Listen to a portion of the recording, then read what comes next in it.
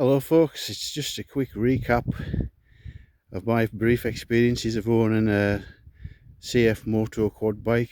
This is a 450. I've only had it around 3 weeks. I've only been a quad bike owner for around 11 months. Before I had this, just to try things out and stick a toe in the water, I bought myself an aged Kawasaki KLF, which was alright, but she was coming to the end of her sort of hard working life and she started to play up a bit. But before she started to go wrong in a big way, I did realise how much of a benefit a quad bike was to me on my farm. I bought this, like I say, around 3 weeks ago from a local dealer. The main reason I went with the cfmoto was I'd read quite strong reports of them slowly building a lion's share, well, slowly building a big share of the UK market. And you can't get away from the fact that the pricing structure on them is very, very competitive. This here, as a standard bike, cost £5,300. I put the front guards on round the headlights. I put those on. I put one on the back, similar idea on the back, underneath the dog carrier that I made, and I put heated grips on it, and those on a seat cover as well. And the seat cover, the heated grips, and the front and rear bumper bars added about 340, which brought the whole quad bike in at around 5.7. You could have had it in red, no, sorry, in this size you could have them in dark green or blue, and I've always been well, I was brought up on Ford tractors. The blue colour rather spoke to me.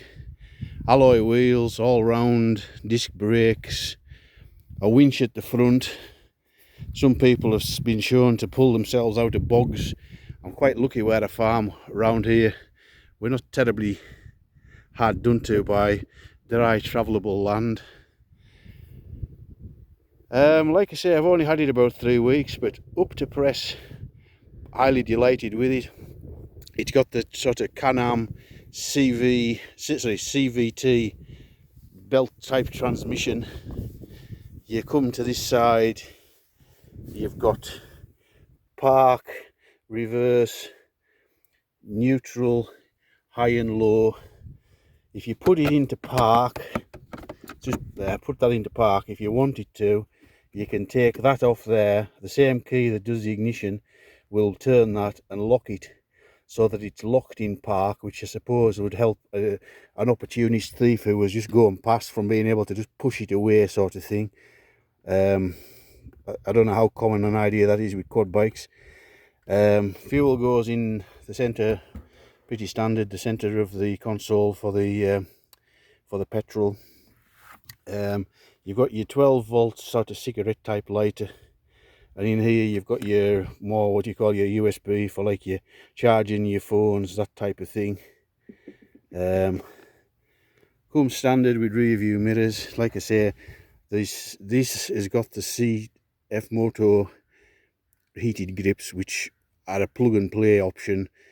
I think they were added about £100. I could have had a non cfmoto Logic or something like that, which would have been to splice into the wiring loom somehow, and they could have had that for 60. But seeing as how it was a new bike to me, I figured I would have the job done right, sort of thing. Very hard wearing looking sort of canvas seat cover. Obviously she's not in the cleanest of condition. My pressure washer broke the other day. I was going to wash it the other day and something's gone wrong with the plug, so I need to sort that out. Otherwise I would maybe have shown it in a clean clothes. But she's a workhorse. She's been helping me round sheep up and make ready for the upcoming tipping season. I've been getting sheep indoors in them and doing feet and clipping the wool off the tails. When you want it to, instead of having just main beam, it's got UV. I'll knock the ignition on. You knock the ignition on, that's what you get by way of a dash,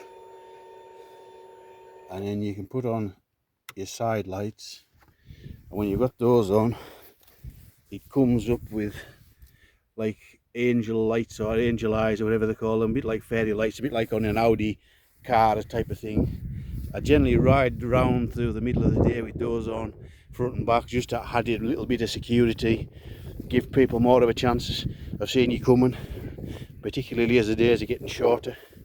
Puts the backlights on also. There's storage in here, which is an incredibly deep storage box. Haven't got much in it other than the standard toolkit that come with it. As it goes, it comes pre-wired with a 7-pin trailer plug. Somewhere there, under there's a 7-pin trailer plug. So if you've got a trailer that'll take a set of lights, you can be totally legal then. Slightly curved A-arms underneath to give you more height clearance. The drawbar is removable, but in my world I very much doubt it'll ever be taken off. Even the standard tyres, I've got a good grip on them. One thing and another. So far, highly delighted with it. I know there's a certain amount of snobbery comes into things. Some people won't touch anything unless it's a Polaris or a Honda or one of the established makes, but I suppose at that point you've got to think at some point everybody has to become established, and if cfmoto incrementally keep improving things, doing things like they are now, I do genuinely think they will be one of the biggest players in the game, to be honest. They've come an awfully long way in a short space of time. So that's that. I made the carrier on the back and the one on the front. The one on the back was for my two dogs to sit in when I'm going around sheep.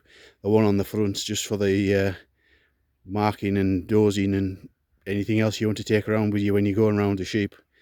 Just a security thing. They're made out of stock board. I think it's 9 or 10 mil thick stock board with angle iron, well I'm saying angle iron, but angled aluminium, 1.5 by 1.5 on the bottom, 1.5 by 1.5 on the bottom, 1.5 by something like 3/4 on the top, so it didn't encroach into the thing but gave it some rigidity. It's just held down onto the original frame with 4 bolts. It wouldn't take a lot of removing if anybody needed to take it off to do any servicing. There are some special manufacturers of these type of boxes, make a plastic one, Wydale I think they might be called, but I think they're about £280 for one of those boxes for the back. And I looked at another type of box for the front and it was well over 100. I think the stock board cost me about £70 and the angle iron would cost around £55-60, and the rest was just my own time and efforts.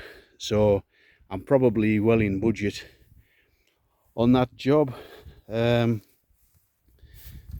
that's basically that's just a quick review of my opinions of the cfmoto. As far as I'm concerned, it's a perfectly serviceable, good machine. Starts no bother, never been an ounce of problem so far. Plus, another reason I bought one of these was I was going to get another second-hand bike. That was my original thought, but a second-hand bike was, you were looking at a 3,000 to 4,000 for a decent second-hand bike, at which point might have been 7 years old and possibly had no warranty and no backstory as to how it had been treated. And for this thing, base price for this was about 5,300, and for 5,300 you also got a 2-year warranty, so it really became quite an easy decision. So that was just my little opinion on the cfmoto brand. This is the 450. I could have paid another £400 and had the 520 if I'd have wanted. The main reason I didn't was because 9 times out of 10 I'm sitting on the quad bike driving around looking stock, and I'm not hauling anything unless it's lambing time at spring, and that extra few cc's was just basically going to mean I was going to be swining through a bit more petrol. And I'd only had a Kawasaki 300 before this, so the 450 was still quite a high step up from what I'd already had. So I thought that I would just settle for the 450. But that was my impression as to why I did what I did. Another thing with this is, which you get really used to very fast and love, is electric power steering. When you're Oh, and full indicators as well, and hazard warning lights. And like I say, the winch, there's a winch button there for in and out, and all going well. Hopefully tread right and service regularly. I'm expecting it to last quite a long time. It doesn't feel a cheap nasty thing, it feels a quality product when you're on it. But that was just my thoughts on the manufacturer and the maker bike that I've tried, and I'm sure there'll be as many people who'll have as many opinions as there are people who you'll ask, but I certainly wouldn't have any difficulty recommending one to anybody. Okay.